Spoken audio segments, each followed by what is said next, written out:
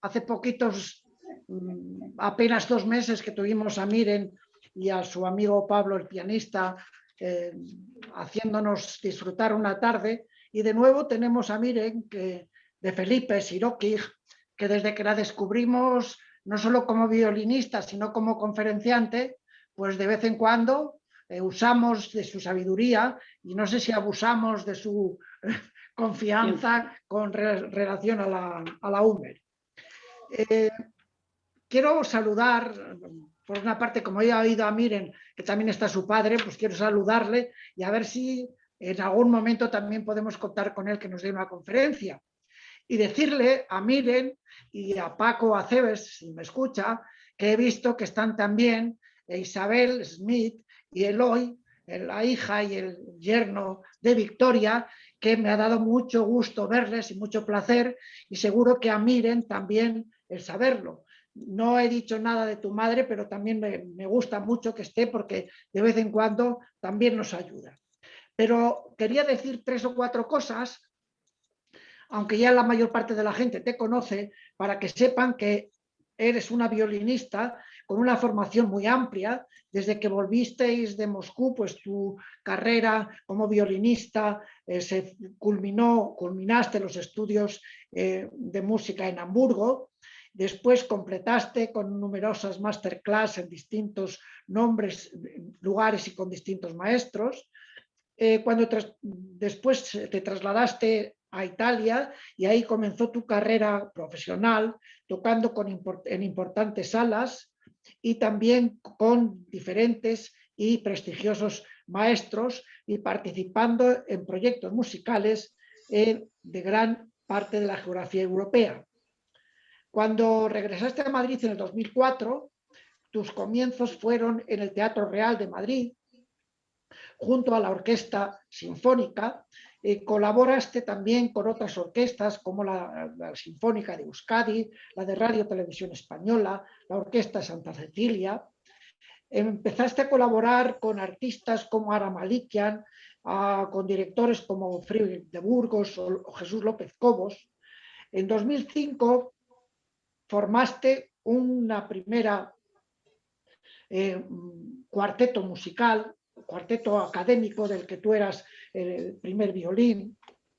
También fundaste luego con un percusionista, con Eloy Ludeña, el Martin Project. De todos estos hemos disfrutado en la UMER, tanto el Cuarteto Académico de Madrid como el Martin Project, y casi todas las cosas que te has ido inventando nos las has hecho disfrutar en la UMER. Otro de los grupos con los que estuviste en una ocasión fue con el grupo Clave de Dar, que forma parte también de otra de tus actividades más solidarias, con la participación en distintos hospitales y lugares diferentes. También hemos gozado en alguna ocasión con el grupo, con otros grupos que has venido a la UMER. Otra faceta tuya, que también la gente creo que debe conocer, es la de profesora, excelente profesora, que en la Escuela de Música Amira, que diriges junto a tu madre, pues llevas ya muchos años ejerciendo esta tarea docente, y sin duda con un éxito considerable. No digo nada más, agradecerte de nuevo que estés con nosotros, decirte que siempre es un placer escucharte, y que si podemos con música, y si no solamente con tu sabiduría, vamos a completar la música que escuchamos de Beethoven ahora con tus palabras, que seguro que serán muy lúcidas y muy entrañables. Gracias, Miren, y cuando quieras. Muchísimas gracias, Fidel, muchísimas gracias por confiar en mí, por seguir queriendo compartir estas pequeñas pinceladas que damos al entendimiento y al conocimiento de la música y de su creación, de dónde sale, cómo sale. Efectivamente, hemos tenido ya varios encuentros en los que los que escuchasteis, pues hemos hablado ya junto con, no sé si recordaréis, junto con Roberto Álvarez sobre Wagner. Pues hemos hablado de la vida y obra de Verdi, de los compositores españoles en Francia a principios del siglo XX, en el cambio de siglo. Y las últimas hablamos de Bach. Entonces, el año pasado, como era esperable en todo el mundo, se oyen ahí, si podéis silenciar. Están Milagros Valderas y una Rosa. La Sí. Rosa acaba de cerrar. Sí. Pues como os iba contando, el año, digamos, de Beethoven, el 250 aniversario de su nacimiento fue en realidad en el 2020, pero pues, como ya sabemos todos las razones, pues todas las celebraciones se han ido retrasando. Conciertos y celebraciones del aniversario se están intentando reanudar ahora, igual que nosotros nos encontramos de esta manera, pues a la vez veo que empiezan a aparecer conciertos y charlas y como a recuperarse un poco el espíritu que era muy festivo para el mundo de la música, porque Beethoven, si lo podéis llegar a sentir como yo he sentido al preparar esta charla y durante mis años de profesión, pues es, no sé, yo lo puedo comparar con el Leonardo da Vinci de la música, porque ha sido tan universal, tan largo su eco. Cuando he oído comentar, Rosa, que ha llegado ya una nave a Marte, pues, ya sabemos todos que en el Valle Ayer hay música de Beethoven. O sea, estoy segura que si llevaran música de Beethoven, los marcianos vendrían mucho más contentos y sin ánimo de guerra. Bueno, primero quería agradecer, Fidel, el libro que me ha llegado. Muchísimas gracias, que lo tengo, y ahora que cerraré un poco el ciclo de Beethoven, si soy capaz, porque creo que esto es un pozo sin fondo que te atrapa y te invita a seguir buceando más y más. Pues lo leeré encantada y os tendré, como siempre os tengo, pues presentes y en el corazón. ¿Me vais a permitir hoy un guiño?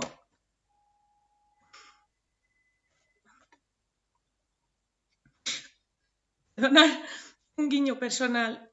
Hace muy poquito, el 30 de enero, falleció un familiar mío al que yo quería muchísimo por el COVID, y no sé si era el padre de mi cuñado, el suegro de mi hermana y abuelo de mis preciosas sobrinas y alumnas, y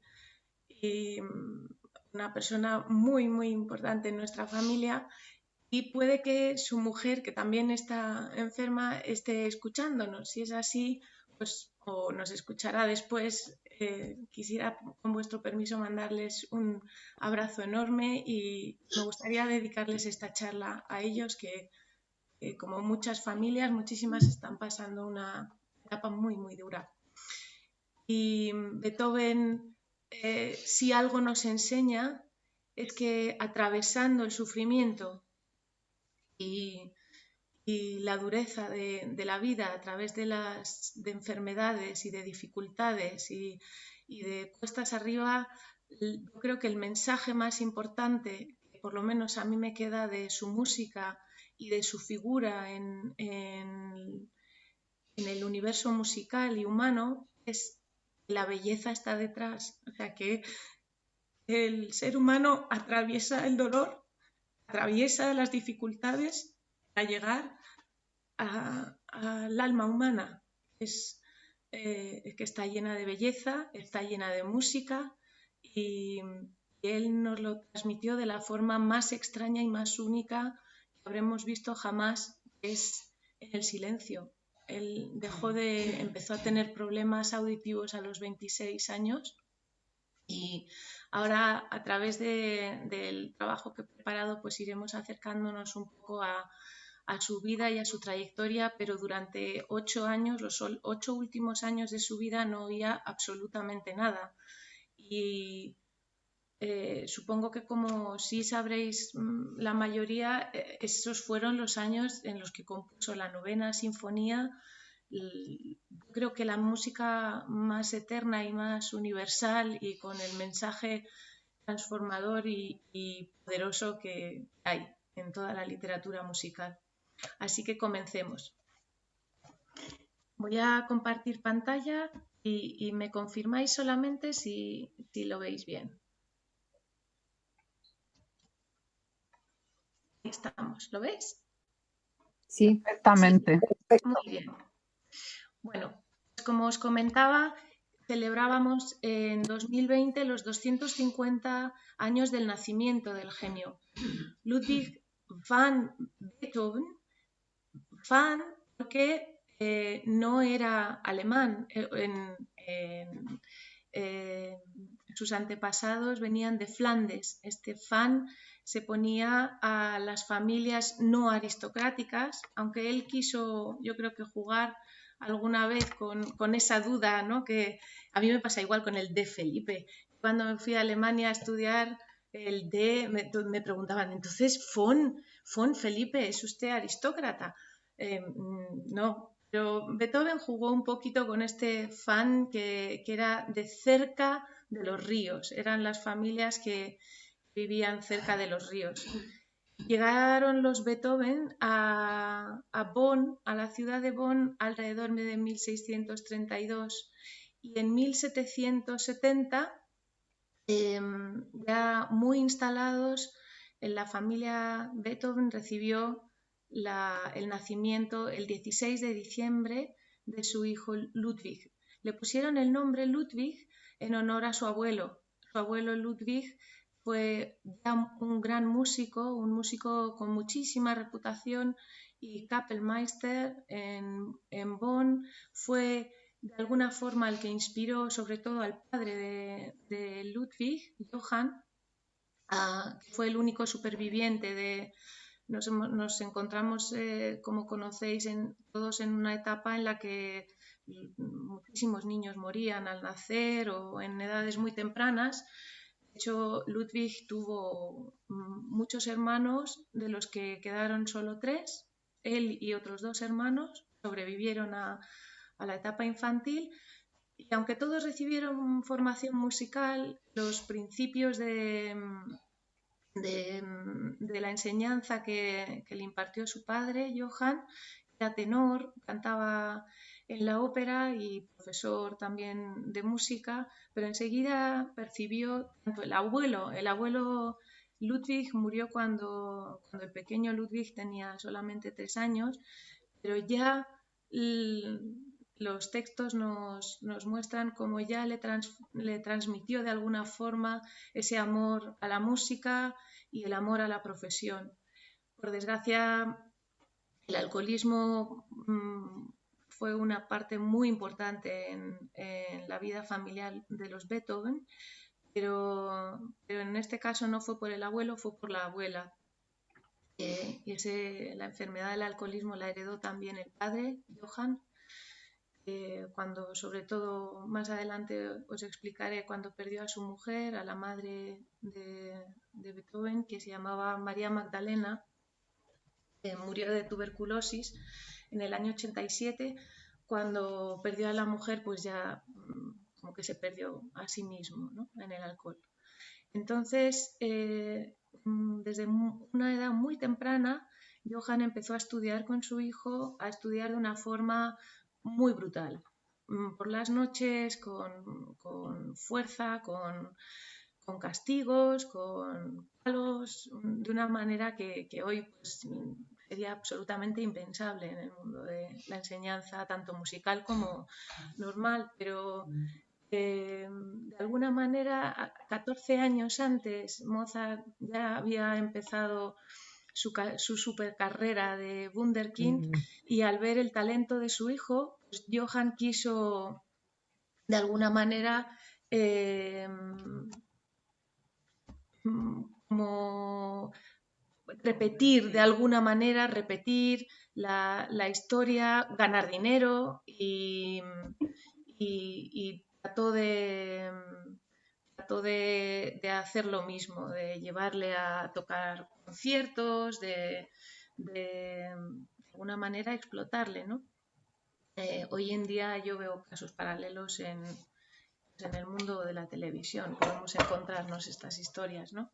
Pero él vio el talento enorme que tenía el niño, sobre todo de improvisación, se sentaba al piano y tenía una capacidad improvisatoria espectacular, tenía una memoria musical fuera de lo común, oía una melodía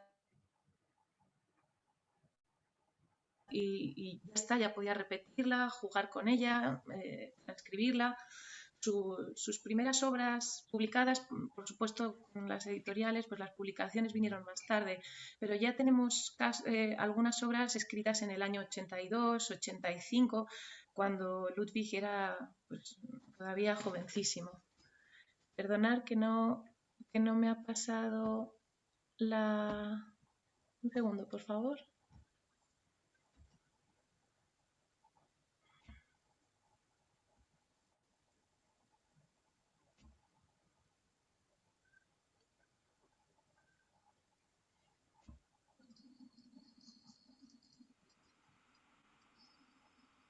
Aquí tenemos un retrato que queda de Ludwig cuando era pequeño.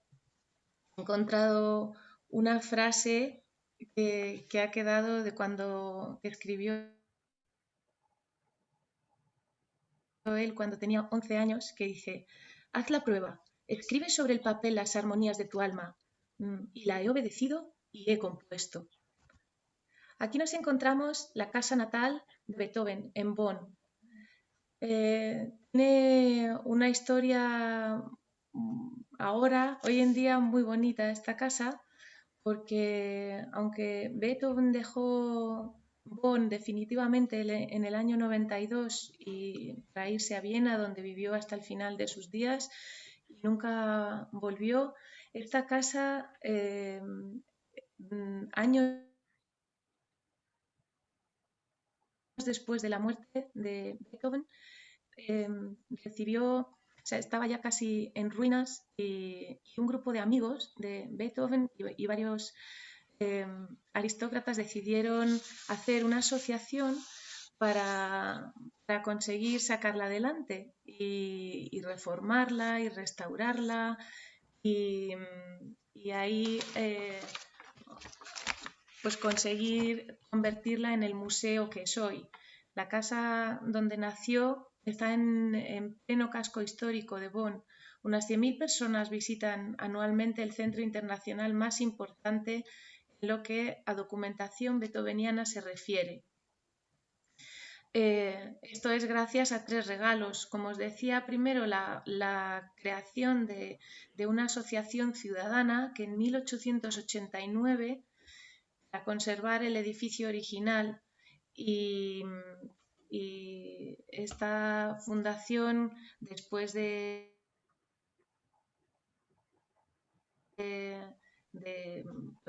conseguir hablar con el alcalde y hacer una movilización muy importante, consiguieron dinero para restaurarla. Ahí vivían, en 1889, vivían 60 personas en los pisos superiores de la Bongasse número 20. En la planta baja había un mesón con un tradicional Biergarten, cuya principal atracción era una especie de cabaret en el que bailaban mujeres ligeras de ropa. El camerino, donde estas mujeres se cambiaban, estaba justo en la habitación donde nació Beethoven. Eduard Hanslick, un influente crítico vienés de la época, se indignó cuando en 1885 visitó Bonn y observó el lamentable estado en el que estaba la casa natal del compositor. Atacó duramente el trato que la ciudad dispensaba al legado del ilustre músico.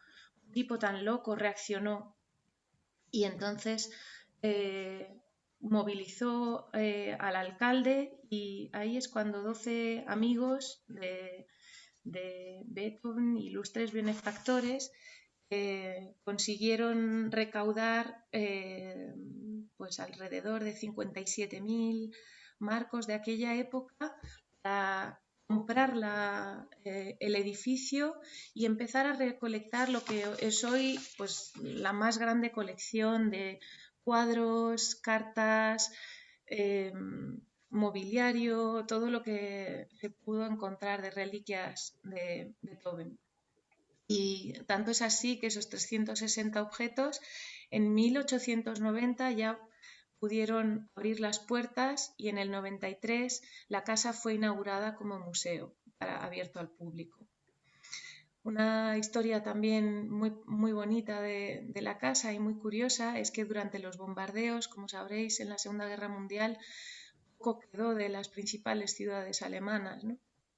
Pues no sufrió los bombardeos. Fue de las pocas que sobrevivieron prácticamente sin daños. El vigilante de la institución puso su propia vida en peligro para salvar el edificio de un ataque aéreo en octubre de 1944. Sin pensárselo dos veces, lanzó al jardín del vecino las bombas incendiarias que cayeron sobre el tejado. Entonces las bombas cayeron en el jardín del vecino, pero la casa de Beethoven se pudo mantener. Así que aquí tenemos la casa de la que Beethoven salió, como os comentaba, en 1792 para ya no volver. Mientras todavía vivía en Bonn, Beethoven estudió, aparte de su padre, con un maestro que fue muy importante en su trayectoria profesional y creativa, que fue Neffe. Neffe fue era un músico de la corte con mucho renombre que cuando escuchó improvisar a Beethoven habló al padre y le dijo: este niño necesita una educación musical formal, bueno, musical y académica también, porque Beethoven dejó de ir al colegio a los 10 años. Y entonces empezó a estudiar con Neffe, empezó a colaborar de alguna forma activamente como organista, ayudarle en los conciertos. Poco a poco, digamos que el maestro fue cediendo espacio hasta que finalmente, en el año 87, que ya Beethoven incluso impartía clases a miembros de la aristocracia, y al ver el gran talento que tenía y sintiendo la mayor ilusión de su vida era conocer a Mozart, pues se consiguió hacerle una beca para que pudiera viajar a Viena. Era un gran admirador de la música de Mozart, de su figura, y como joven de 17 años pues partió con toda la ilusión, con sus partituras en el bolsillo y llegó a Viena y se llevó pues una de las grandes desilusiones de su vida al comprobar que Mozart pues, de alguna manera estaba inaccesible. Le oyó tocar y afirmó rotundamente: escuchad a este joven, seguro que va a dar de qué hablar al mundo. Pero no tenía tiempo de trabajar con él, no consiguieron conectar y el destino golpeó a Beethoven porque su padre le pedía volver a Bonn, ya que la madre había caído muy enferma. Volvió a Bonn, su madre tenía tuberculosis y se quedó con ella hasta que falleció. Y una vez que falleció, la vida cambió radicalmente para él, porque pasó de ser un joven con ilusiones, que había desarrollado también, como veremos más adelante, políticas, pasó a ser un padre de familia, porque su padre En aquella época, pues el alcoholismo ya le había prácticamente consumido. Entonces, de repente, con 17 años, siendo músico, tenía que hacerse cargo de sus hermanos, ¿no? Sus hermanos se llamaban Johann y Karl y, prácticamente toda su vida dependieron de la carrera y los cuidados de Ludwig.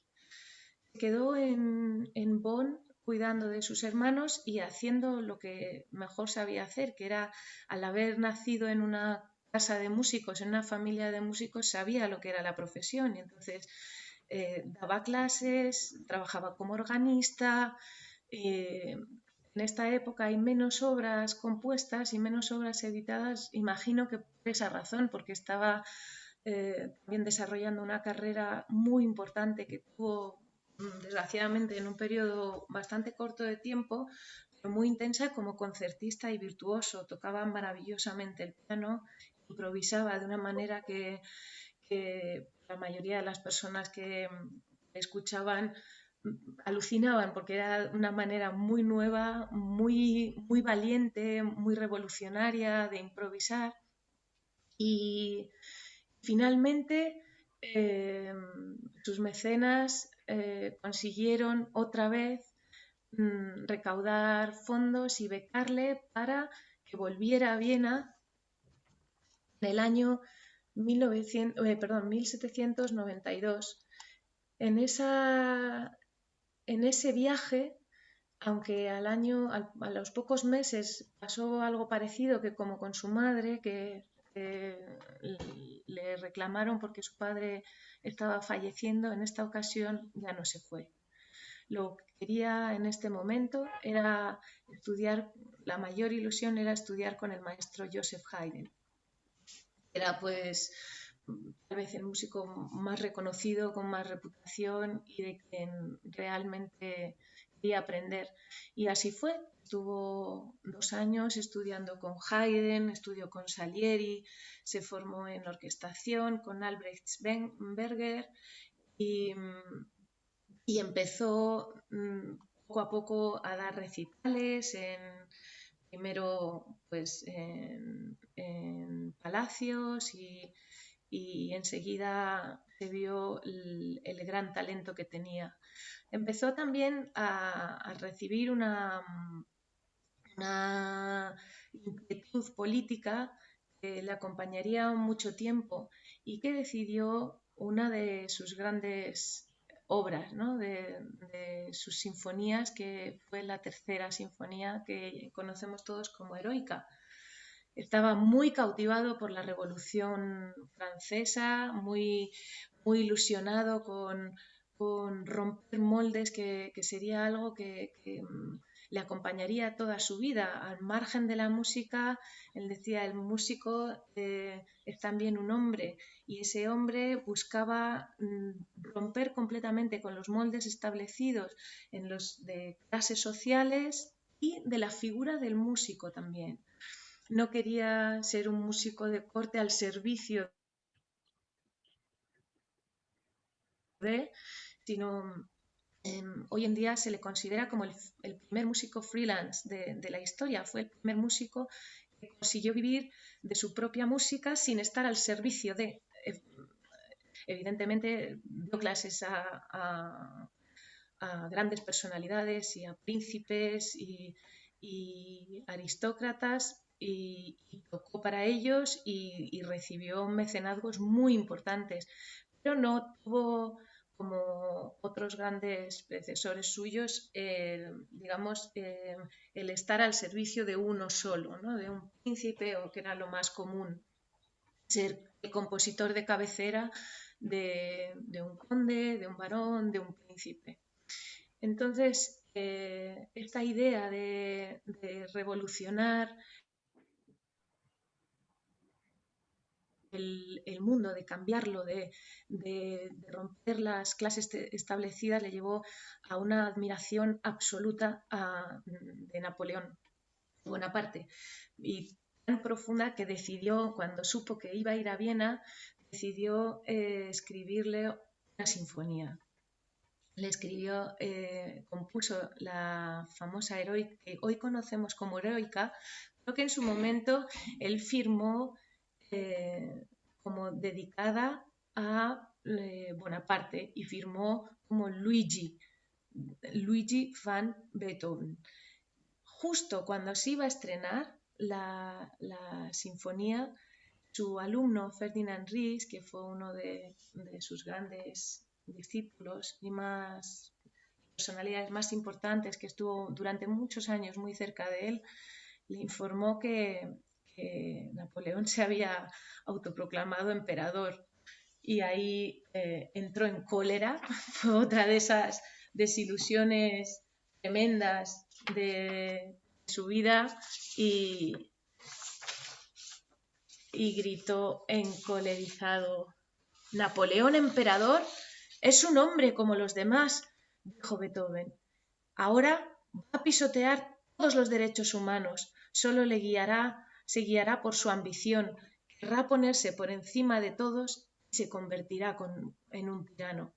O sea que para él significó esa ilusión de una nueva estructura social, de un nuevo mundo, se venía abajo, porque al final Napoleón era como los demás. Entonces tachó el nombre de Bonaparte de su partitura y al final quedó como Sinfonía Heroica. Es una de las sinfonías pues más se representan, más grandes de toda su producción musical.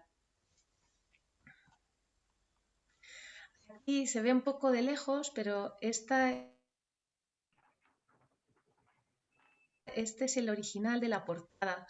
Han puesto una imagen de Beethoven delante y no se ve muy bien, pero aquí es donde se ve ese borrado con violencia del nombre de Bonaparte.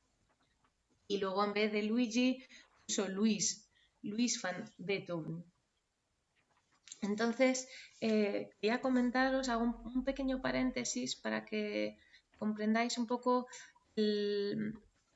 Preparando la charla, evidentemente, digamos que la lógica nos llevaría a que yo os pusiera músicas para escuchar, pero y así lo iba a hacer si hubiéramos estado ahora en el Inserso, pero estos problemas que podrían darse técnicos de que no se escuche bien o que hubiera problemas, he decidido hacer un guión que os enseñaré al final de la charla. Os he hecho me decía Rosa cuando se lo comentaba, unos deberes. He hecho un guión de las obras no más importantes, porque las o más famosas no necesariamente. Hay algunas que me parecen curiosidades muy interesantes de conocer, con versiones también particulares, y para que luego, después de todo lo que os vaya contando, podáis cada uno en la intimidad ir escuchando la música que os acompañen en cada momento. He elegido ahí versiones distintas, de distintas épocas, por supuesto, es solo una puerta que os abro para que el conocer su música y su gran legado, digamos, lo podáis hacer cada uno en compañía o en soledad, pero os lo mandaremos por email y yo os enseñaré al final de la charla, os haré un pequeño resumen. Las obras de Beethoven se catalogan como en 3 épocas principales. La primera es, él fue la personalidad que llevó la transición, digamos, del estilo clásico de Haydn y Mozart al romanticismo. Y ahí yo lo comparo también con Bach, porque no es solo el romanticismo, sus obras del final de su vida, cuando ya no escuchaba yo no las metería dentro del mundo romántico porque es un mundo muchísimo más interior, muchísimo más profundo, fruto de la conexión con él mismo, sin no sé cómo decirlo, como todos sus coetáneos y nuestros compositores contemporáneos de hoy en día escuchan muchísima música, muchísimas versiones, infinidad de información musical, y él durante muchísimos años solo tuvo, digamos, la información que tenía él en su cabeza, en su oído interno, del que después os hablaré. Entonces, pues es una música alejada para mí del romanticismo y mucho más cercana al interior, al mundo interior de él. Después de estos años de gran fama, de reconocimiento, de entrar en el mundo, en la sociedad vienesa, que era pues, como el París que veíamos del cambio de siglo, pues a principios del siglo XIX, finales del XVIII, Viena era prácticamente la capital cultural del mundo. Se hizo hueco desde el principio, sus conciertos, sus estrenos de obras fueron muy aclamados y muy reconocidos. Pero desde muy temprano, desde el año 96, él empieza a sentir que algo le pasa. El principio de su sordera, de la que también vamos a hablar, fue muy degenerativa. Entonces empezó escuchando zumbidos, no percibiendo notas agudas. No fue de golpe, sino que fue una enfermedad que fue avanzando, hasta que, como os comentaba antes, al final de su vida ya prácticamente no podía oír nada. En una carta a su médico, que también era muy amigo suyo, del año, perdonad, sí, de 1801, en 1801 ya él está percibiendo mucha dificultad, ¿no? Y entonces escribe en el teatro: tengo que estar muy cerca de la orquesta para entender a los intérpretes, y desde lejos no escucho las notas más altas de los instrumentos y las voces de los cantantes. A veces también me cuesta escuchar a las personas que hablan en voz baja. El sonido que se oye es cierto, pero no las palabras. Y sin embargo, si alguien grita, no puedo soportarlo. Hay muchos documentos en los que se ve que esta degeneración auditiva venía también ligada con una hipersensibilidad acústica, o sea que en realidad como dice aquí, los gritos le molestaban, los ruidos muy fuertes, y entonces empieza de alguna manera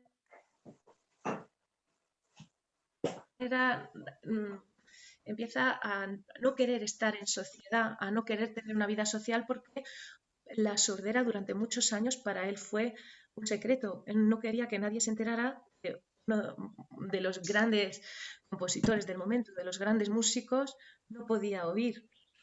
Esto le llevó a una depresión tremenda y supongo que estaréis viendo esta diapositiva y pensando, ¿cómo que testamento? Tan pronto, ¿no? Si Beethoven murió en el año 27. ¿Qué testamento? Cuando al fallecer el maestro buscaron todas sus cartas, sus documentos, sus partituras en la casa, encontraron un cajón secreto con 2 documentos. Este se llama Testamento de Heiligenstadt. En 1802, desde antes ya, él tendía... Sí. él tendía a necesitar la vida de campo, la vida tranquila, y siempre unos meses al año se retiraba a balnearios, a zonas de descanso para entregarse a tratamientos, pues como podréis imaginar, en aquella época, pues tratamientos, a saber, ¿no? Lo que le hacían, de baños de baños de aguas del Danubio, de hierbas, de pues cosas que hoy nos da pena escuchar, pero que en ese momento yo me pongo en la piel de él y lo que sea, hacerme lo que sea que necesito escuchar, ¿no? Entonces se retiraba durante los meses de verano, durante varios años, a este Heiligenstadt, y ahí en una depresión que padeció, ataques de, a lo mejor no depresión, pero de melancolía, escribió un testamento a sus hermanos. Decía así: para mis hermanos Carl Johann Beethoven, vosotros que pensáis que soy un ser odioso, obstinado, misántropo, o que me hacéis pasar por tal, qué injustos sois. Ignoráis la secreta razón de lo que así os parece. Desde la infancia mi corazón y mi espíritu se inclinaban a la bondad y a los tiernos sentimientos. Aun cuando estaba siempre dispuesto a cometer grandes actos, pero pensad tan solo que desde hace 6 años he sido golpeado con un mal pernicioso que médicos incapaces han agravado.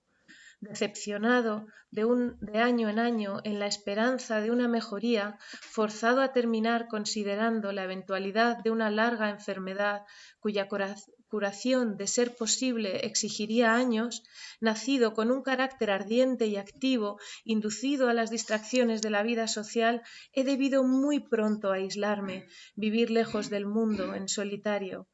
A veces creía poder sobrellevar todo esto. Oh, cómo he sido entonces cruelmente llevado a renovar la triste experiencia de no oír más. Y sin embargo, no me era posible decir a los hombres: hablad más fuerte, gritad, porque soy sordo.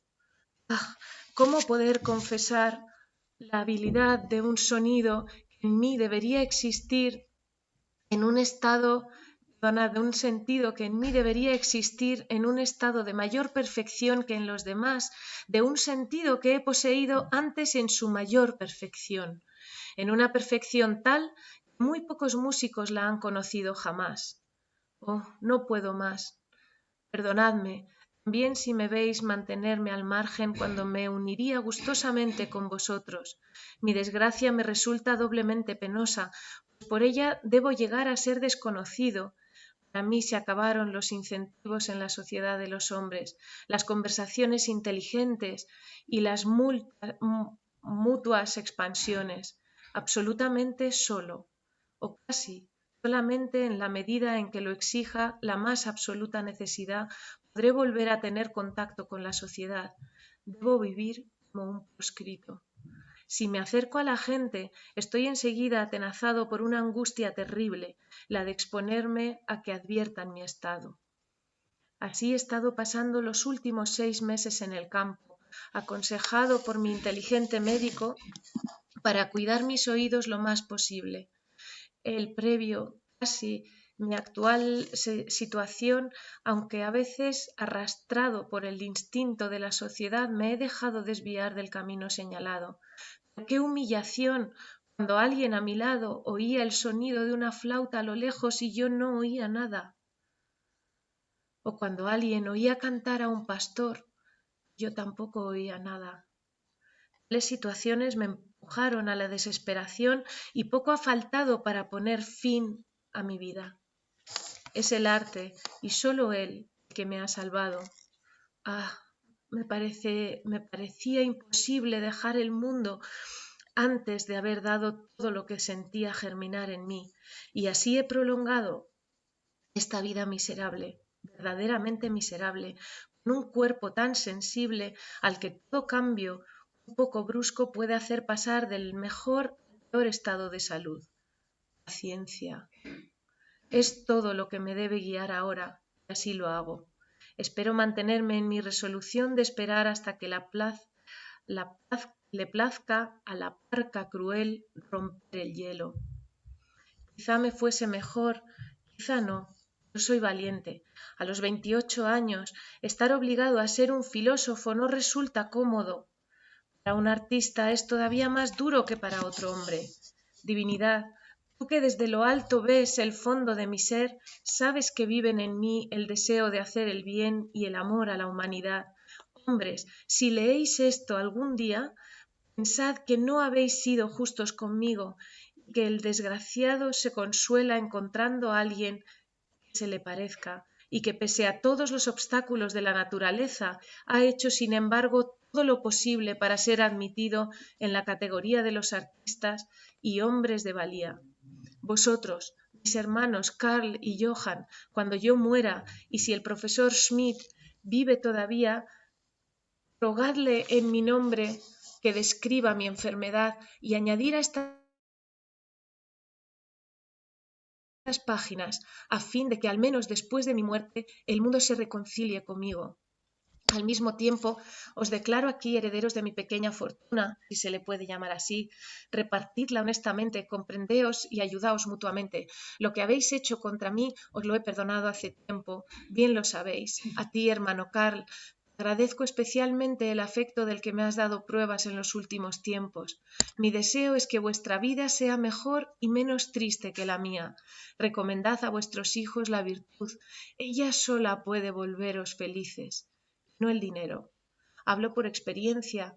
Es ella la que me ha reanudado en mi aflicción. Le debo como mi arte no haber terminado mi vida con el suicidio. Adiós. Amaos. Estoy muy agradecido a todos mis amigos, en especial al príncipe Lichkovsky y al profesor Schmidt. Los instrumentos donados por el príncipe Lichnowsky deseo que puedan ser conservados por uno de vosotros, pero que esto no sea motivo de conflicto entre los dos. Cuando puedan serviros más útilmente para cualquier otra cosa, vendedlos. Estaré contento si puedo, bajo la lápida de mi tumba, seros aún útil. Está hecho. Con alegría voy al encuentro de la muerte.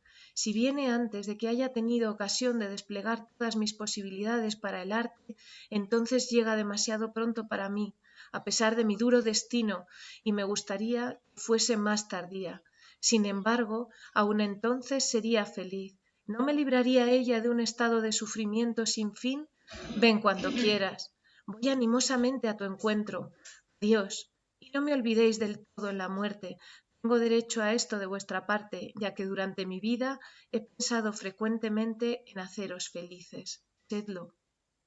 Heiligenstadt, 6 de octubre de 1802. Ludwig van Beethoven.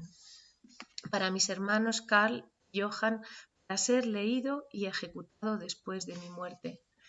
Bueno, gracias a Dios, todos sabemos que no se suicidó. Que lo que comprobó en este estado de melancolía es que el sentimiento de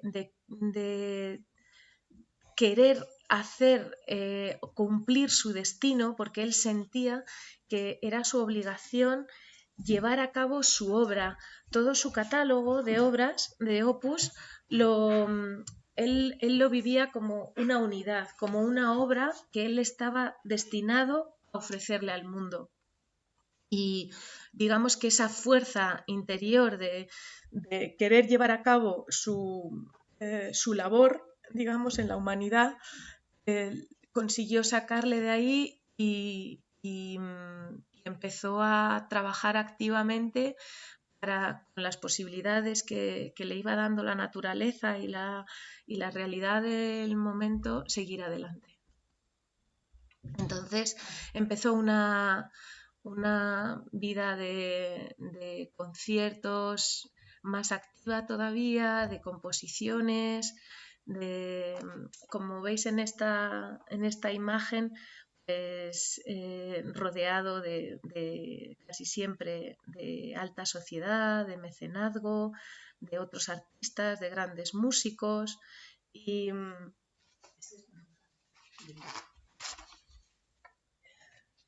también llevó una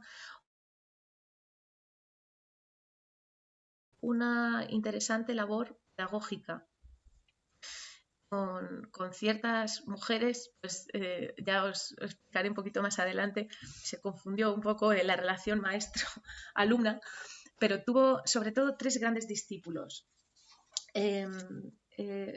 Ferdinand Ries, que vivió desde 1784 hasta 1838, en realidad es muy curioso porque su padre, Franz Ries, fue maestro de violín de Beethoven en la época de Bonn, cuando Bonn todavía era muy joven, y no se le dio muy bien el violín. Los documentos que he leído es que era un gran virtuoso del piano, que el violín no fue su instrumento, pero cuando su hijo tuvo edad ya de realizarse musicalmente, se fue a Viena y estudió con Beethoven y tuvieron una relación muy intensa. Fue también su secretario, copista, y hasta 1813, año en el que se fue a Londres, podemos decir que fue también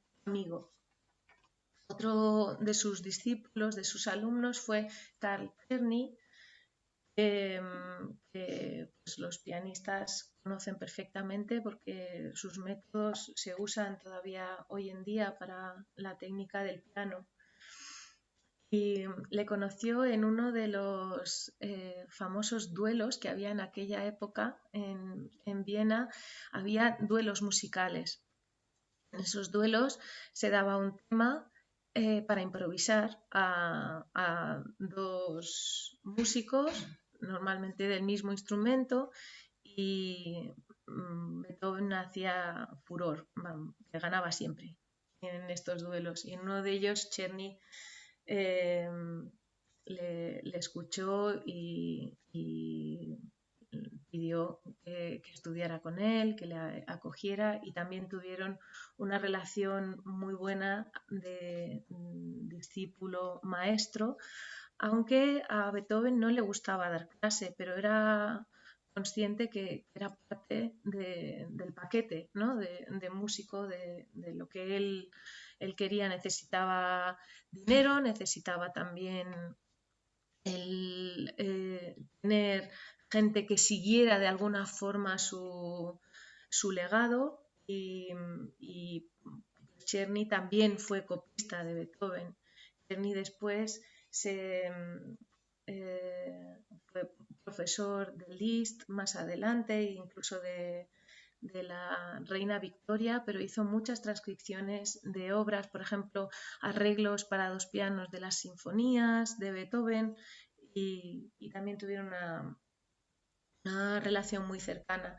Otro de estos alumnos fue el archiduque Rudolf, hijo del emperador, y este le pidió clases diarias, lo cual para Beethoven era un poco tortuoso, porque tenía que dar clase al archiduque todos los días, hora y media, y él, que estaba en su mundo de creación, de composición,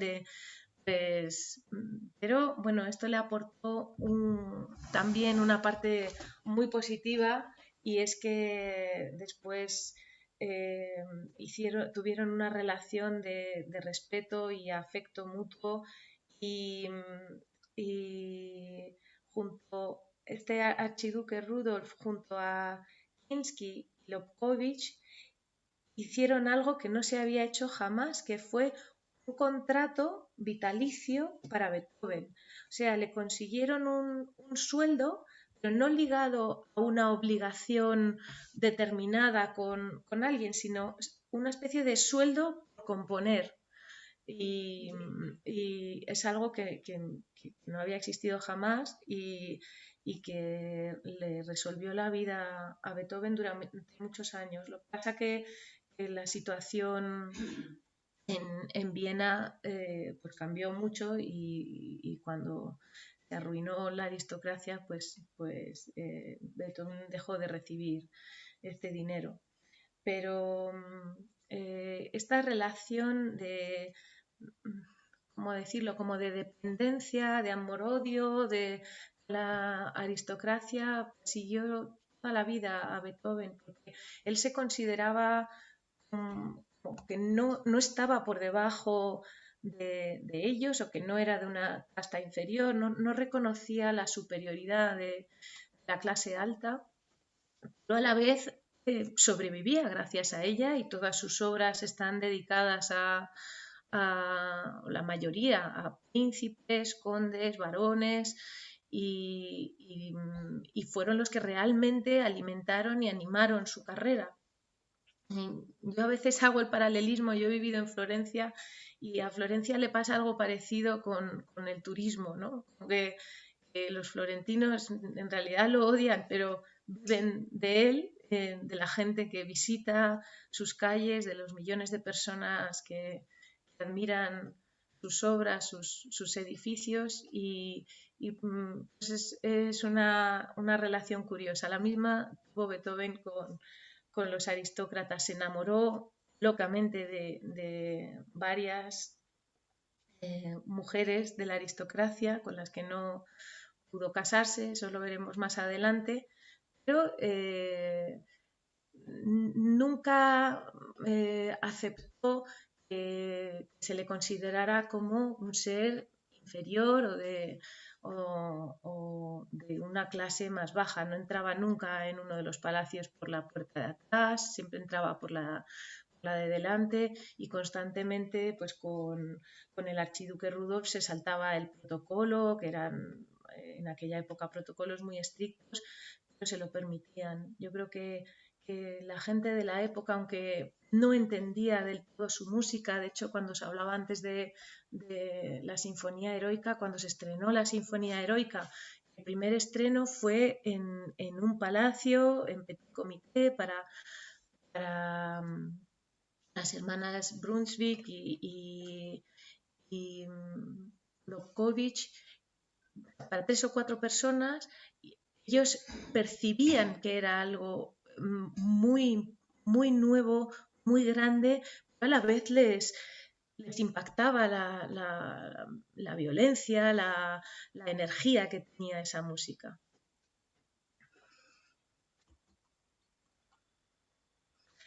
Aquí le vemos en esta imagen algo de lo que también os quería hablar, pero necesito un momento que tengo que conectar el ordenador. Un momentito. Es que como antes estaba ahí.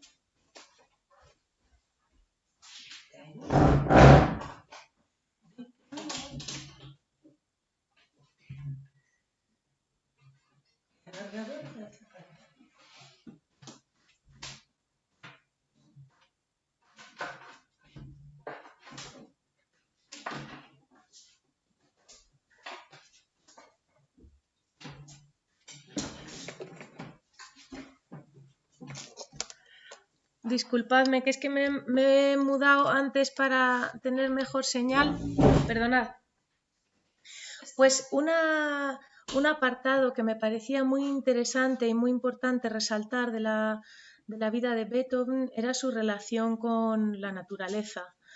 Él en innumerables cartas mostraba cómo, así como estaba molesto en ámbitos sociales por no ir bien, por no poder participar. De hecho, supongo que os habrán llegado ecos de su mal humor, de los ataques de ira, de la poca sociabilidad que tenía. Encontraba la paz solamente en la naturaleza.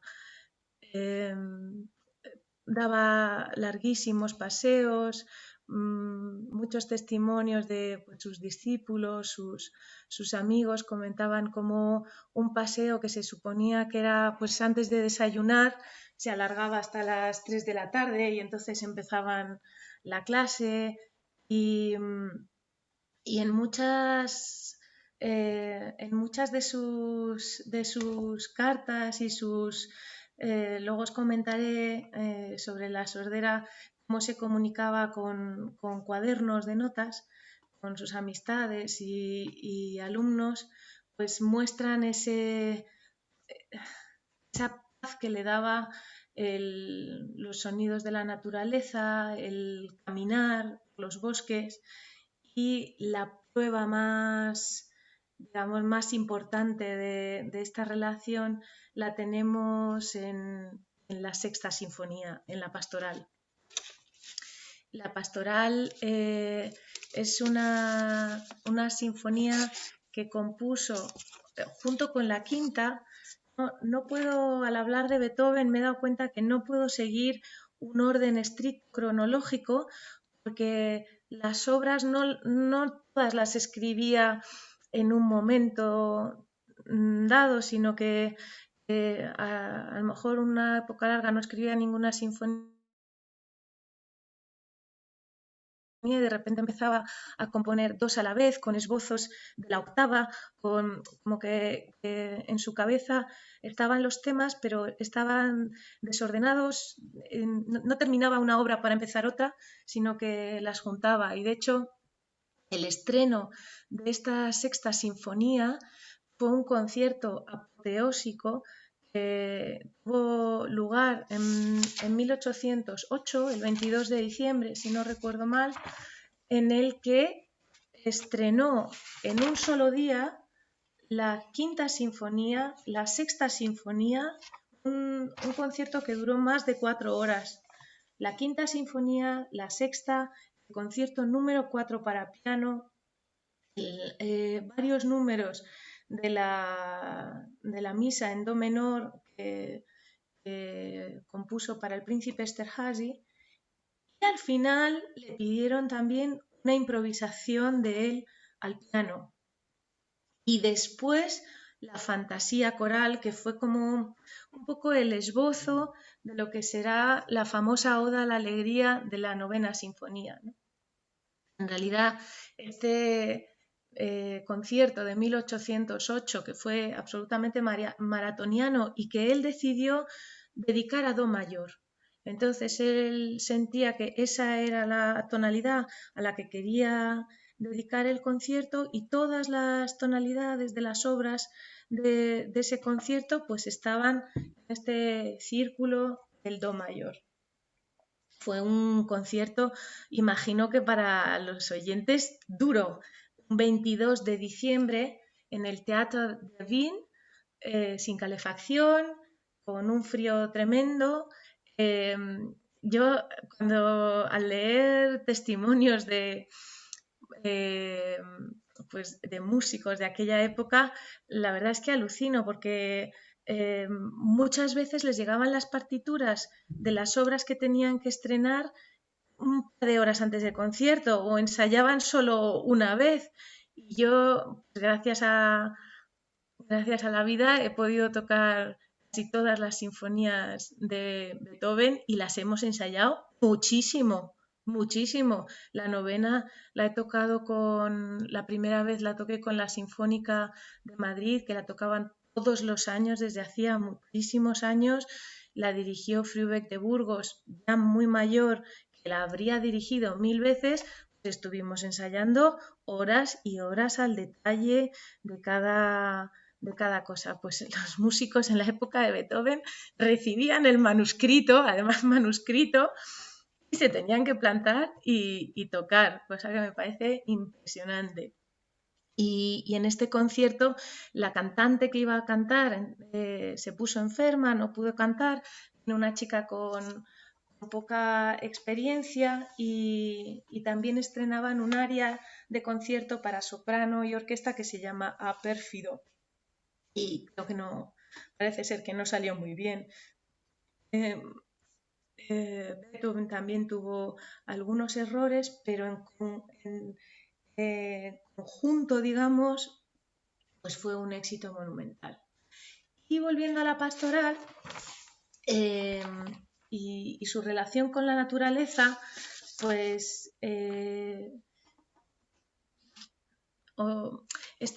era muy común cuando se hablaba de naturaleza plasmar un poco el mundo pastoril. A mí me viene un poco las imágenes también de las pinturas de Goya, ¿no?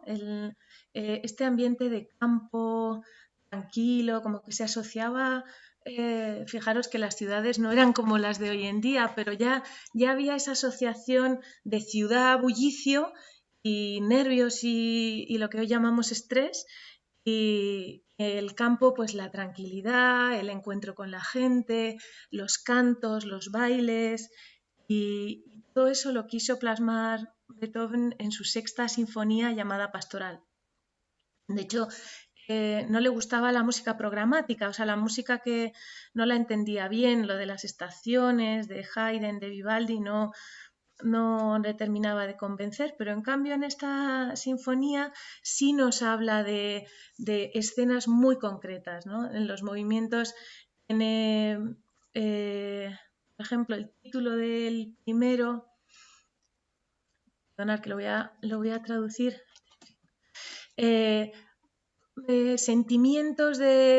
sentimientos cómodos a la llegada de las personas en el campo. Y es este tema que habréis oído.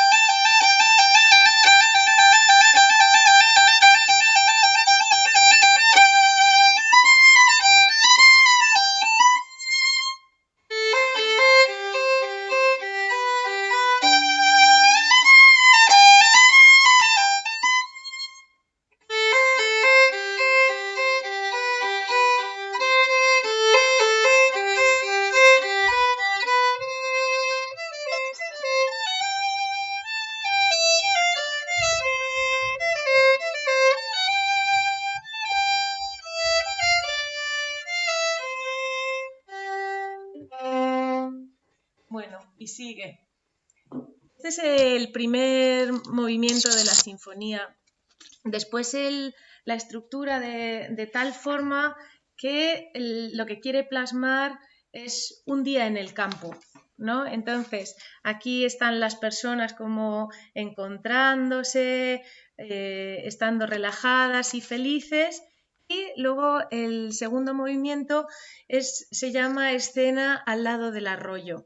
Y es muy tranquilo, casi al principio sugiere como una siesta, un relax así primaveral. Incluso al final busca la sonoridad para plasmar los cantos de los pájaros, del cuclillo, de la golondrina, usando, eso no lo puedo hacer yo porque él usaba el oboe, los instrumentos de viento, para oírlo. En la guía después os voy a mostrar, os propongo algunas versiones así importantes, porque yo sola con el violín, cuando me decía Rosa, a ver si tocas algo, pensaba qué difícil, porque la música de Beethoven, escuché a Leonard Bernstein comentar que uno de los fenómenos de Beethoven es que no era un gran melodista, no era tampoco que hiciera armonías muy rebuscadas, tampoco hizo una cantidad de obras espectacular. Su catálogo son pues, en torno a las 200, un poquito más, 300 obras. Pero él buscaba la perfección en la combinación, ¿no? Como que la melodía por sí misma no, digamos que no era pues como otros compositores que tienen melodías preciosas y largas y que evolucionan. Él lo veía todo en conjunto. Para él cada nota tenía su lugar en relación con todas las demás notas en ese momento, en ese preciso instante y en ese contexto y con esos instrumentos. Por eso, cuando sola con el violín es un poco difícil y entonces los fragmentos que os voy a enseñar son muy cortitos. Después aparece la tormenta, muy intensa, con timbales. Él usó también unos recursos de orquestación, de uso de instrumentos muy nuevos, muy modernos, porque buscaba siempre el efecto, la sorpresa, la energía, la intensidad. De hecho, las sinfonías de Beethoven, cuando las tocas, terminas físicamente agotado, porque tiene un montón de acentos, de mucha fuerza. Y entonces, después de la tormenta, viene el canto, él lo llama Hirtengesang, que es el canto de los pastores, y en el que los pastores dan gracias por estar contentos y bien después de la tormenta.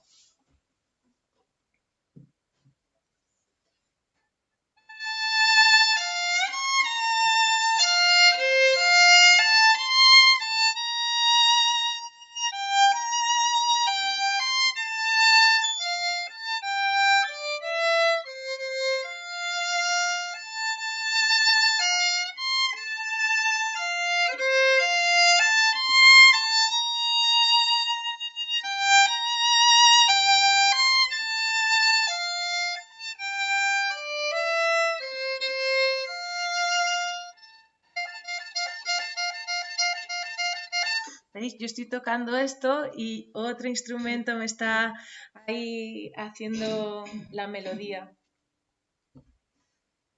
Y esta es la pastoral.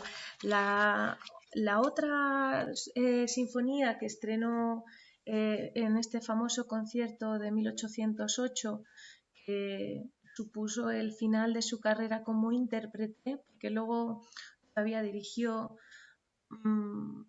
bastantes conciertos y varios de los estrenos más importantes, pero como intérprete esta fue la última vez que salió al escenario a tocar.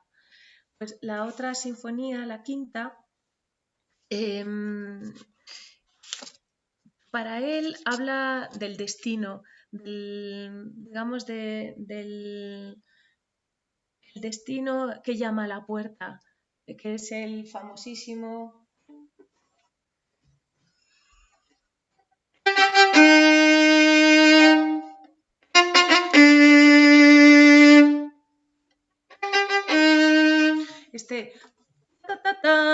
que todos, yo creo que en cualquier lugar del planeta, ¡ay! Eso lo conozco. Incluso mi hijo pequeño en el coche me dice, esa es la que más me gusta, mamá, ¿no? Esa llamada, él llamaba la llamada del destino, el destino llama a la puerta, que luego muchos compositores, incluso en el cine, trataron de recuperar como el mensaje importante que os comentaba después, que él sintió con intensidad después de ese testamento de Heiligenstadt. Mi destino es llevar mi obra, llevar todo lo que tengo dentro a la humanidad, y entonces, por mucha penuria que pase, ese es el destino que está llamando a la puerta, ¿no? Falla también le da un recuerdo de esto en su sombrero de 3 picos, en un área en una romanza de Rachmaninoff lo podemos oír también, que se llama El destino, de hecho, y muchos compositores luego cogieron este motivo tan intenso y a la vez tan sencillo, porque son solo 4 notas, pero que dan una fuerza y creo que una imagen sonora clarísima, ¿no? de lo que significaba para él. Aquí le vemos en el caos absoluto en el que todos los documentos aseguran que vivía. Tuvo que mudarse más de 40 veces a lo largo de su vida. No conseguía mantener la estabilidad de una casa, bien por motivos económicos, la mayoría, en otras ocasiones por desavenencias con los dueños de la casa, y todos afirman que sus habitaciones donde él componía, donde tenía su piano, eran montañas de partituras, de ropa, incluso de orinales, de restos de comida. Y él, pues muy desaliñado, todas las imágenes que hay de él son como muy descuidado, con falta de higiene y como totalmente sumergido, pero lo maravilloso es ver cómo dentro de lo que os comentaba al principio, dentro de ese horror, ¿no?, que vemos, que aparte del desorden externo, tenía todo tipo de dolencias físicas y de patologías, aparte de la sordera, que comentaremos más adelante. Y de ahí surgían momentos de belleza extrema, de paz, de amor, de poesía, que era muy importante para él.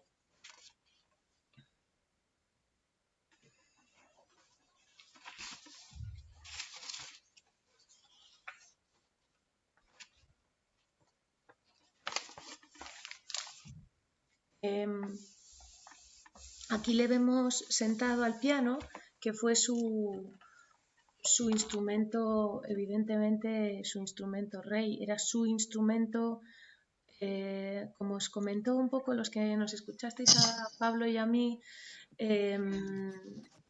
consiguió que el propio instrumento, la mecánica, la construcción de los teclados, desde los clavicémbalos con los que él aprendió a tocar, fueran evolucionando casi digamos, al mismo ritmo que él iba evolucionando en su creatividad musical, en su desarrollo creativo.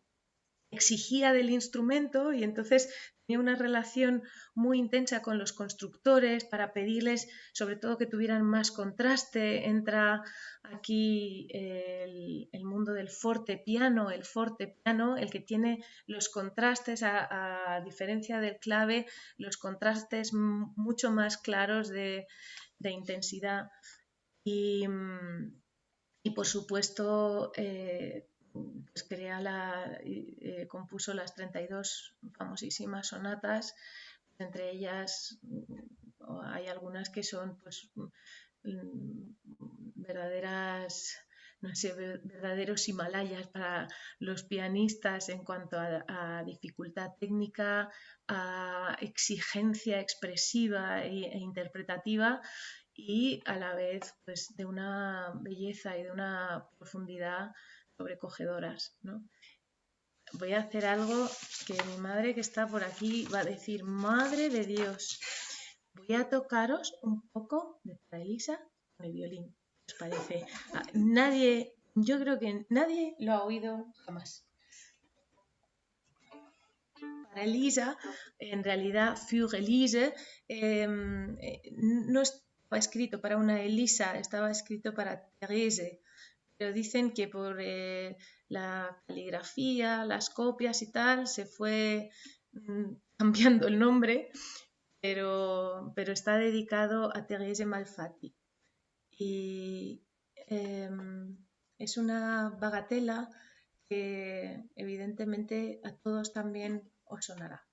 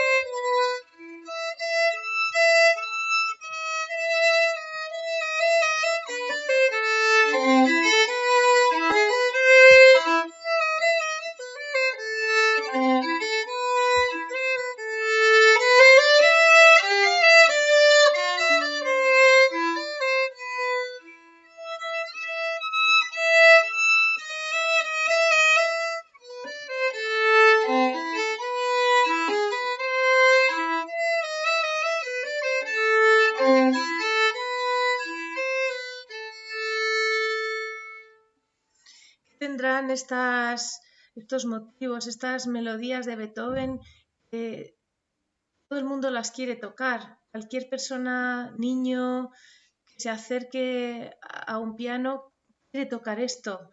Cualquier persona que empieza a estudiar piano, de la edad que sea, quiere tocar.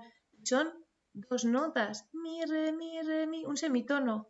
Es la distancia más pequeña que hay en nuestro sistema musical entre dos notas. Mi, re, mi. Es un poco parecido al tema de lo que os comentaba antes de la quinta sinfonía, del destino. 4 notas, no son más.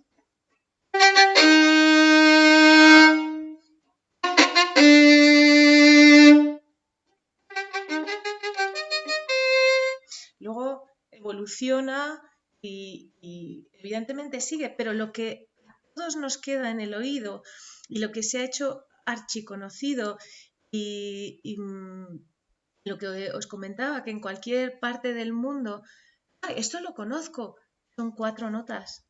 Incluso el famosísimo tema de la novena no es una sucesión complicadísima de notas y que por eso nos cautiva, es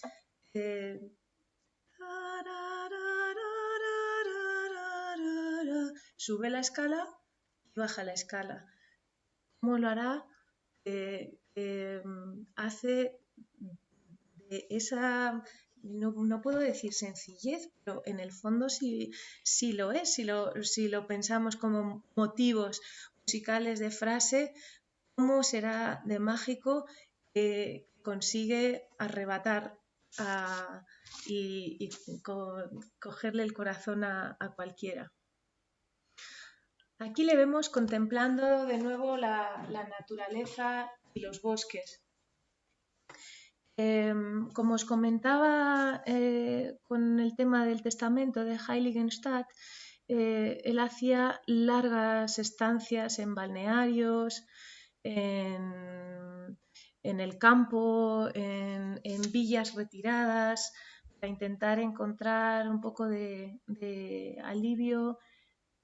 Iba a decir de silencio, el silencio lo tenía, yo imagino que es más paz en el silencio, o sea, no tener que escuchar algo y sentir la tensión de no estar cumpliendo, sino simplemente poder relajarse. Aquí le vemos sentado en estado de contemplación y está en el bosque, en un balneario donde conoció a Goethe, que fue otro de estos desencuentros que marcaron tanto a Beethoven.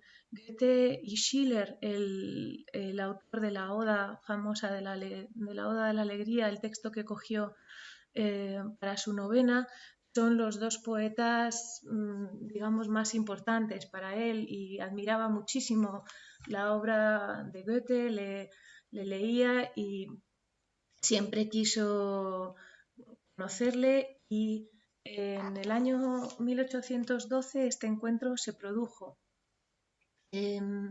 Estaban los dos en el mismo balneario y coincidieron pues en estos paseos que comentábamos que daban alivio, ¿no?, a su alma.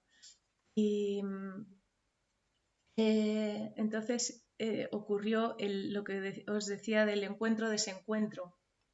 Lo que sucedió es que los dos grandes iban caminando de la mano cuando se aproximó la pareja imperial austríaca. Goethe se puso, al ver a la emperatriz, se puso nervioso, y Goethe en ese momento le dijo, le dijo Goethe a Beethoven, mire, mi estimado Beethoven, allí viene la emperatriz con su séquito hacia nosotros, hagámonos a un lado.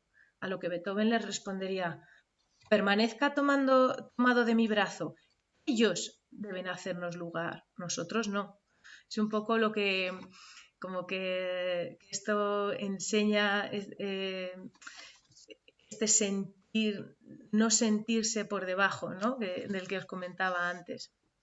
Goethe no opinaba igual y la situación le resultaba muy desagradable. Se soltaría del brazo de Beethoven, se haría a un lado y se quitaría el sombrero para saludar al emperador y a su mujer, mientras Beethoven, cruzado de brazos, continuaría caminando por el medio del grupo entre los archiduques de Austria.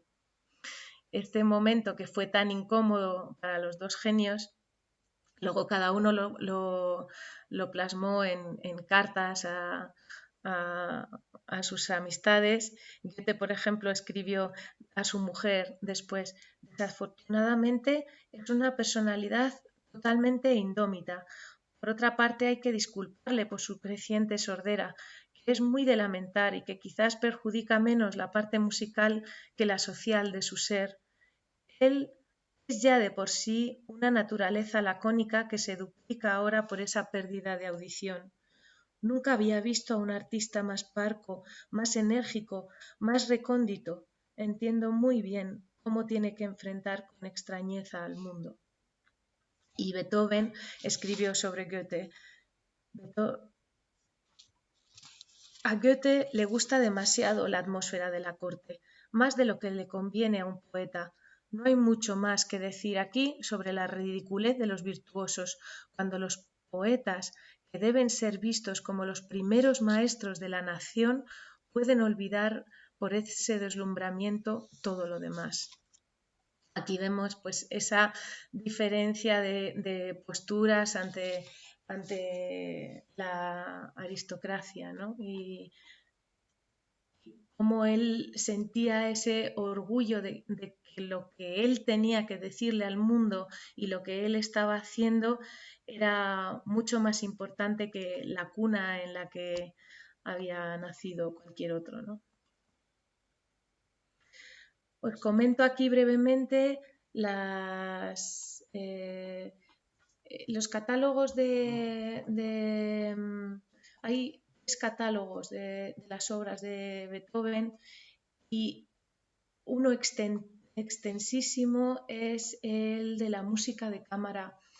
Para violín y piano directamente escribió 12 sonatas, las cuales una ya habéis escuchado, y encantadísimos, Pablo y yo, podemos tocar cuando queráis o cuando podamos, pues más si os gustaron, porque son todas muy bellas.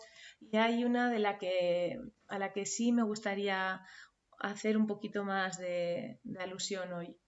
También compuso, lo digo por el mundo del violín, 16 cuartetos, innumerables tríos, quintetos, un septimino muy interesante, un septeto para instrumentos de viento y cuerda, también seguro que os suena.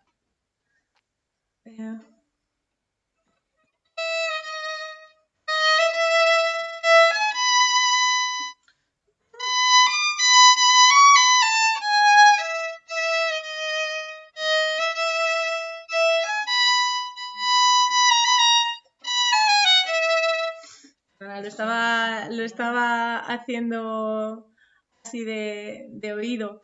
Pues este, que seguro que los que tenéis, bueno, nietos, no sé si los nietos ven Érase una vez el hombre, pero se cogió para una serie de televisión y este tema pues fue para este septimino. Hizo muchas combinaciones originales también, juntaba en formaciones muy pequeñas, juntaba instrumentos muy diversos que antes de él no existía, había como o agrupaciones de viento o agrupaciones de cuerda o piano con cuerda o piano con viento u orquesta de cámara. Y él jugó mucho con las agrupaciones de cámara, mezclando viento y cuerda, incluso voces también con pequeñas agrupaciones de cámara. Os quería comentar brevemente una de las sonatas más famosas para violín y piano, que es la número 9, se llama Sonata Kreutzer, ha pasado a la historia como Sonata Kreutzer, que en realidad es fruto de una amistad que tuvo con el violinista Bridgetower, un violinista inglés, y con el que hicieron una amistad importante, tocaban mucho juntos y al que decidió dedicarle esta sonata número 9, que es una de las, para los violinistas y pianistas, pues es una de las más importantes del repertorio. A ver si la podemos hacer en junio, Fidel, si queréis. Vale. Es la Opus 47. Oye, Pues, miren, dime. que llevamos hora y media, que como no te tengo cerca, en el inserso te podía pasar un papelito. Pero... ¡Ay, que no veo! Perdonar, como estoy con la pantalla en grande, me voy. Vale, pues voy muy rápido. No, eso, sí. que... Vale, gracias y perdona. Perdonar, ¿eh? Pues esta sonata Kreutzer fue fruto de esta amistad, pero le pasó algo parecido como con la Heroica y Napoleón. En el momento que ya la iba a publicar, este Bridgetower se enamora de la misma mujer que está enamorado Beethoven y como casi siempre le pasaba a Beethoven, la mujer en cuestión se casa con el violinista. Entonces se enfadó muchísimo, rompió la relación, rompió la amistad, cosas que conocemos todos en todas las épocas del mundo y entonces le cambió el nombre y se la dedicó a Rudolf Kreutzer, que era un violinista francés muy importante de la época y que los violinistas conocemos muy bien porque sus estudios pues nos hacen ahí pasar ratos de intensidad técnica. Y aquí pues, entramos lo digo muy, muy brevemente, en el apartado amoroso de Beethoven. La personalidad de Beethoven, así como no consiguió tener un hogar, como os comentaba, se mudó muchísimas veces, su corazón era muy enamoradizo, o sea, se enamoró muchas veces y muy intensamente de varias mujeres, en especial, ahora que nos aprieta un poco el tiempo, pues no me voy a entretener, pero la familia Brunswick eran unos aristócratas húngaros que fue una familia muy importante en la vida de Beethoven porque las dos hermanas, Therese y Josephine, estudiaron con él y además, y Franz también, y el hermano pequeño también, hicieron amistad y parece que los documentos enseñan que estuvo enamorado de las dos y también de la prima de ellas, que se llamaba Giulietta Guicciardi. Por desgracia, no consiguió forjar una familia, no consiguió que ninguna se casara con él, porque pues no eran de la misma clase social, o se casaban con otros, o él no conseguía asentar, pero él sí que hizo varias propuestas de matrimonio y una muy importante fue esta Josephine Brunswick, que luego estuvo casada 2 veces y tuvo 8 hijos, o sea que el apellido lo cambió varias veces, pero se encontró junto con el testamento que os comentaba al principio, este testamento de Heiligenstadt, se encontró en ese mismo cajón secreto de la mesa al morir Beethoven, se encontró esta famosísima carta a la amada inmortal.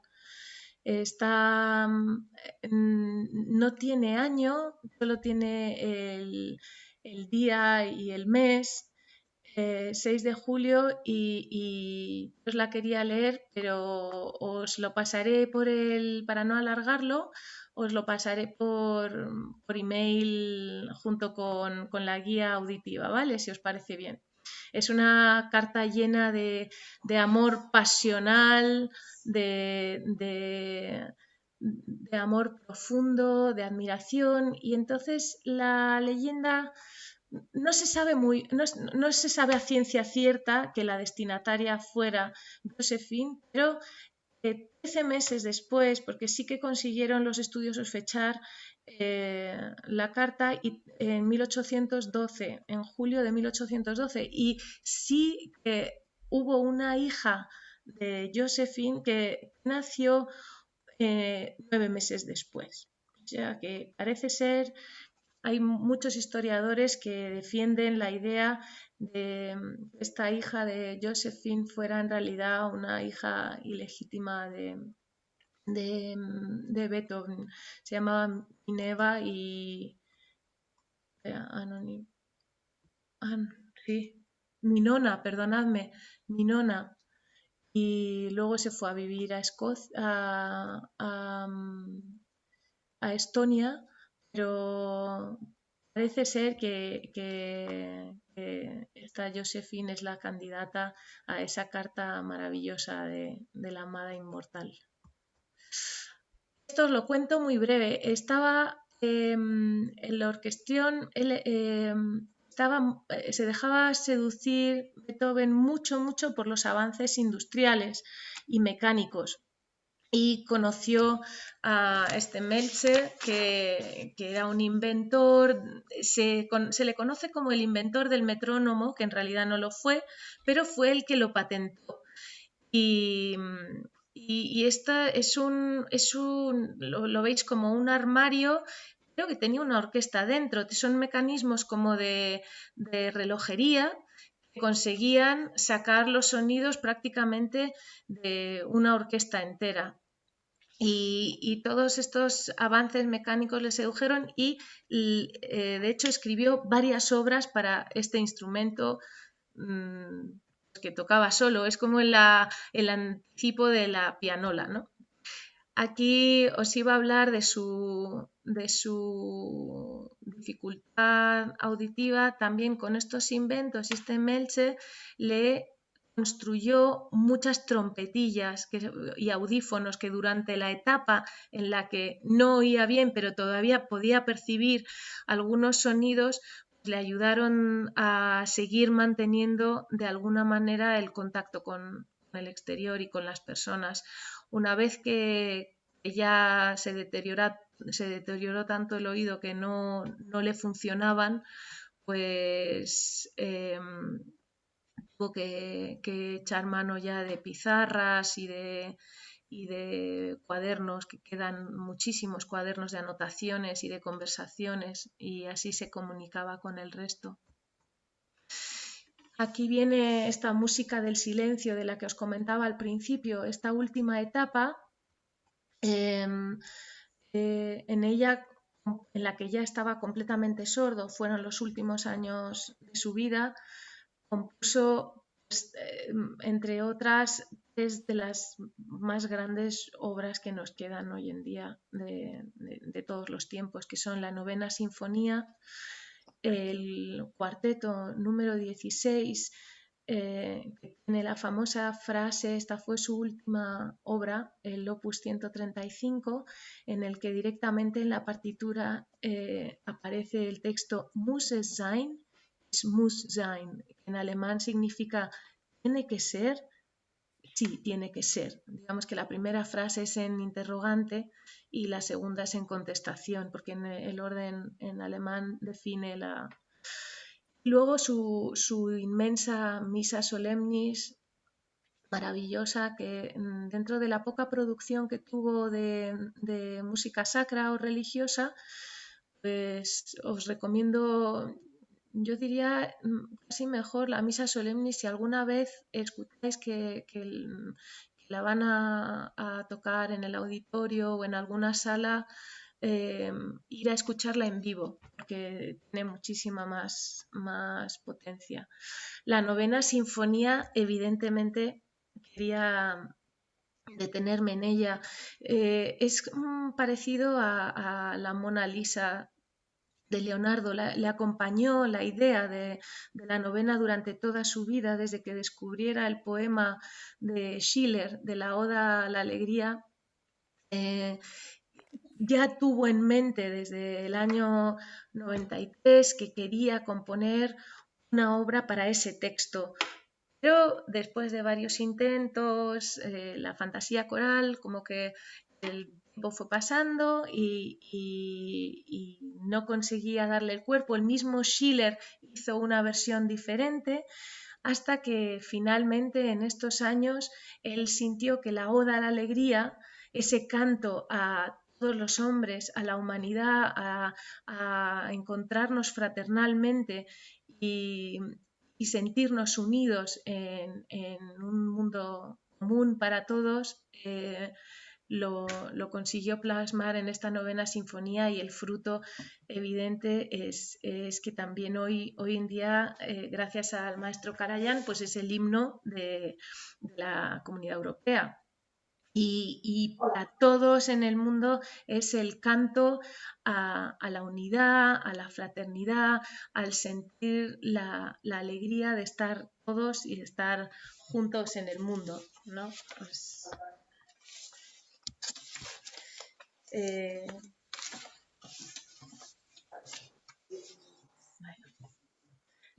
no os lo voy a leer, que se nos alarga. Beethoven murió después de una larga agonía de meses, el 28 de marzo, o sea, el 29 de marzo fue el funeral, que fue un funeral, no sé si recordáis, os hablaba del funeral de Verdi como algo apoteósico, pues en la Viena de 1827, en la que vivían 250.000 personas, casi 30.000 personas fueran al funeral de Beethoven, fue algo, aquí tenemos la prueba, ¿no? Que se hicieron cuadros, hay muchísimos testimonios de gente que lo recuerda, grandes músicos llevaron el féretro. Schubert era muy débil, pero fue también llevando una antorcha, y pues lo que os comentaba al principio, murió en un dolor espantoso porque en un viaje a Viena en diciembre cogió una neumonía, y eso, sumado a su cirrosis, a un montón de patologías y complicaciones, de cefaleas, de todo, pues tuvo unos meses de mucha agonía. Hay testimonios que dicen que sus últimas palabras fueron la comedia es finita, ¿no? Pero no, yo no lo puedo asegurar. He leído diferentes fuentes que no era así. Así que aquí está su tumba en Viena, y si vais a Viena, por favor, ir a la tumba y cantar el...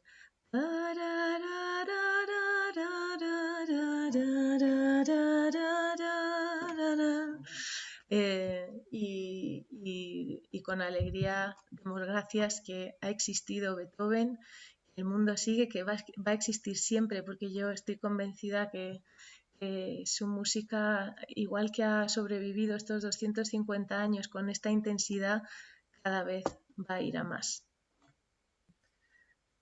Bueno, pues hasta aquí, Fidel. Espero que os haya gustado. Muchas gracias. Ahora a vosotros. Ahora os comparto un momento comparto la selección que he quedado con he quedado Rosa. con Rosa y con Fidel, que os lo mandaremos por email a los que lo queráis recibir. Sería esta. Genial, muy bien. Y aquí también hago una breve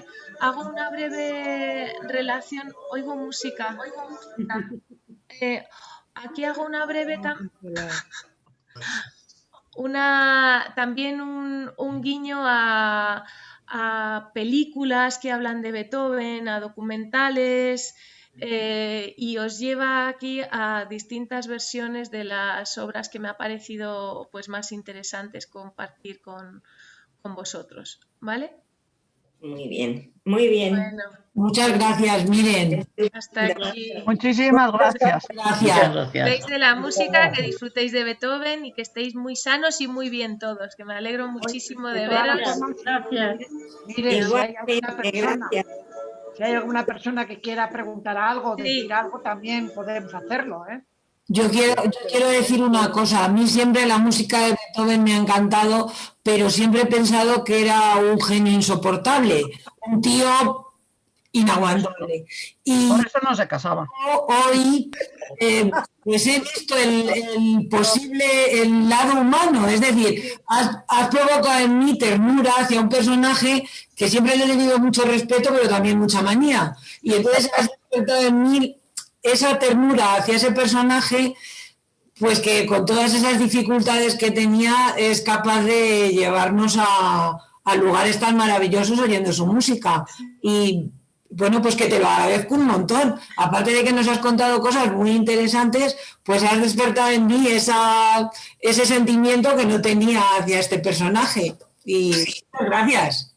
Sí, Una cosa, mire, ¿cómo se llamaba la sinfonía que dedicaba o pensaba dedicar a Napoleón? Heroica, heroica. la número 3. Sí, escribió. He obviado los números, porque al final los números como que creo que tampoco aportan mucho, pero el número de 9 sinfonías es muy importante, la 9ª es la última, la 3ª es la heroica, la 5ª es la del destino, la del ta ta ta ta, esa es la 5ª, la 6ª es la pastoral, que os recomiendo ver Fantasía, por favor, para que ilustréis en la mente la pastoral. La 7ª es esta que el segundo movimiento es este alegreto tan bonito que a lo mejor lo conocéis también por Mocedades, que ay, se me ha ido de la cabeza. Tan, tan, tan, tan, tan, tirará, tirariran, tan, tirirororara. Que en la guía que os vamos a pasar de escuchas que os propongo, ahí os comento también como que veáis la película El discurso del rey, sintiendo que esta es la música de Beethoven. Aparece la música de Beethoven en innumerables películas, anuncios de publicidad, lo tenemos ahí muy presente. La 8ª también es una maravilla de sinfonía y la 9ª es pues la grande, digamos, la famosísima. Gracias, mira. Gracias, Miren. Bueno, pues que estéis muy bien, estamos para cuando queráis. Bueno, Muchas nosotros bien, queremos gracias. cada poco, ya sabes, el fin de Muchas curso. gracias. Y perdonar que me he ido de tiempo. Que Uy, no no, tenía ha el sido un reloj. placer.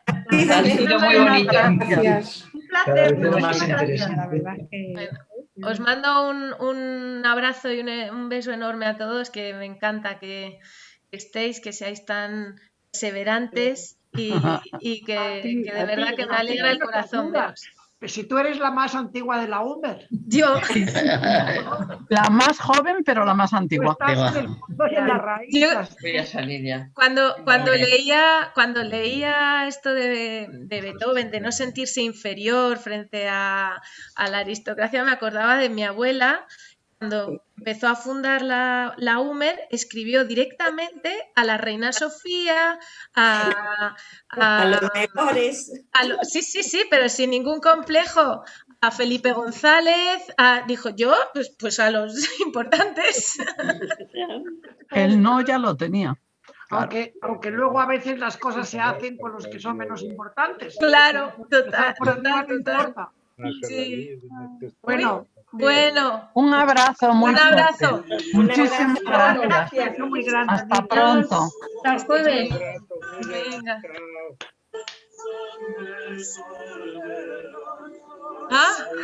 Uy.